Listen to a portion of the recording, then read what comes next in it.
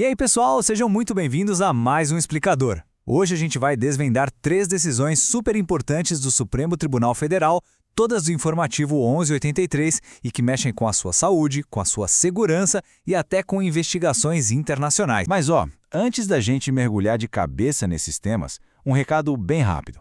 Nós realmente dependemos do seu apoio para continuar trazendo esses explicadores para vocês. Então já sabe, né? Se você curte o nosso trabalho, já deixa aquele like esperto, compartilha com a galera que pode se interessar e, claro, se inscreve aqui no canal para não perder nada.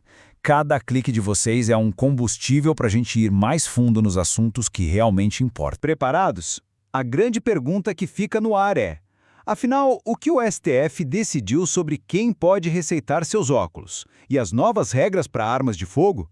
E como fica o uso daquelas provas que vêm lá do exterior?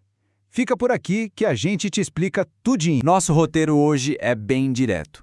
Primeiro, vamos analisar o caso dos optometristas. Depois, a gente entra na polêmica do Estatuto do Desarmamento, seguida por um caso de cooperação internacional que parece coisa de filme. E no final a gente fecha com aquele resumão. Vamos lá.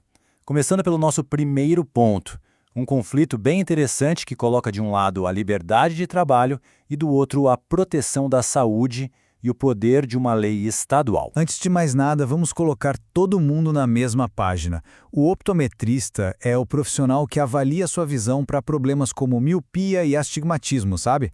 Mas, e isso é super importante, ele não é um médico oftalmologista, ou seja, ele não trata doenças dos olhos e nem faz cirurgias. O centro de toda essa discussão foi uma lei lá do estado de Goiás.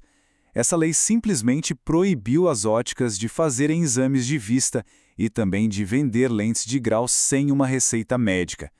Claro que isso deu o que falar e virou uma ação direta de inconstitucionalidade. O argumento era de que o Estado não tem poder para legislar sobre as regras de uma profissão, já que isso seria uma tarefa da União, do governo federal. E aqui, pessoal, está a grande sacada da decisão do STF. A Corte disse que a lei de Goiás está valendo sim, mas com um porém gigantesco. Aquelas proibições bem antigas de decretos lá da década de 30 continuam valendo, mas só para os optometristas sem diploma de nível superior. Já para os optometristas com formação acadêmica, a história é outra. Eles podem sim realizar exames e prescrever lentes de grau.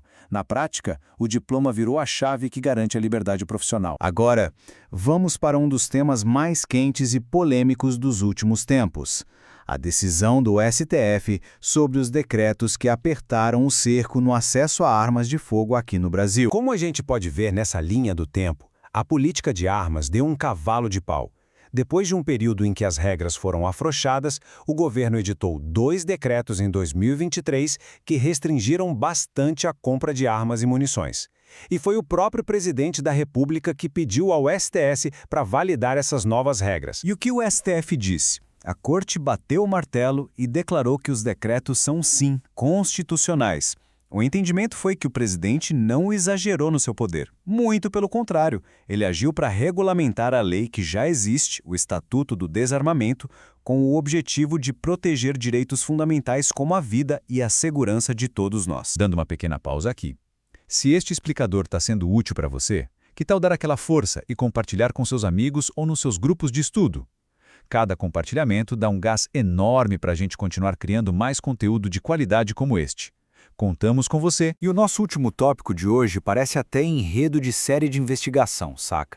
Envolve cooperação entre países, investigações bem complexas e um princípio do direito que foi colocado à prova. No coração dessa história toda está o tal do princípio da especialidade. Simplificando, funciona assim: quando um país pede ajuda para outro para conseguir provas, essas provas só podem ser usadas naquele caso específico.